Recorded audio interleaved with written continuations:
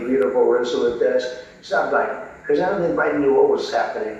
I think that the Autopen is one of the biggest scandals in the history of this country, because the person that operated the Autopen was the President of the United States, and I think that that's going to be sought out, and we're going to find out what happened. Well, I believe it's this week, that's 1 year ago, which was the debate where his mental capacity was exposed to so many people who didn't know it. Many of us saw it, obviously, in advance, and now James Comer at the Oversight Committee wants lots of people to come in. Who would you like to see come in and testify on that?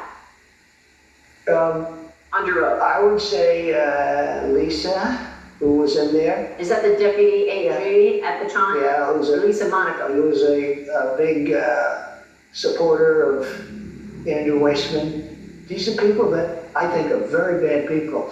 They had radical left lunatics working there, and they took over that office. They didn't want Biden, and then after a little while they realized he's incompetent. This is really a good thing, and they ran that thing.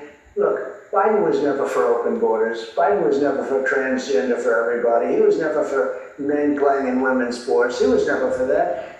Biden is a disaster. This is a disaster. But the worst thing that he's done to us, inflation is terrible, but I've solved that problem already. Inflation is bad, and other things are bad, and many things are, and the fact that we have no respect all around the world for the country, but now we do I think maybe at the high, we took it from the lowest to the highest level in 6 months. But if you look at what he did to the border, it's so bad. So much of my time is spent on the border. You know, last month we had no people coming. I know. Well, when you get... But the bad part is he let in 21 million people. And we have to check those people. Totally unvetted, totally unchecked.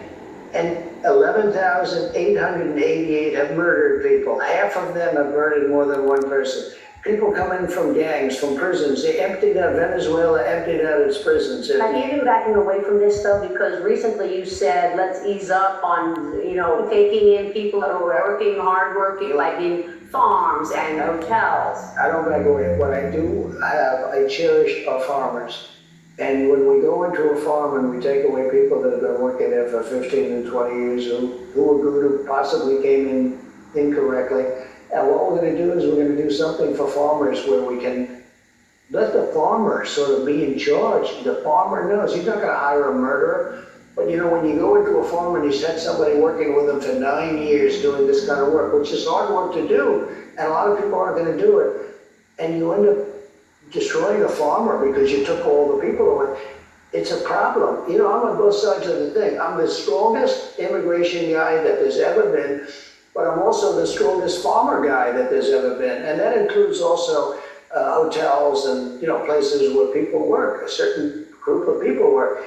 So we're working on it right now. We're going to work it so that some kind of a temporary pass where people pay taxes, where the farmer can have a little control as opposed to you walk in and take everybody away.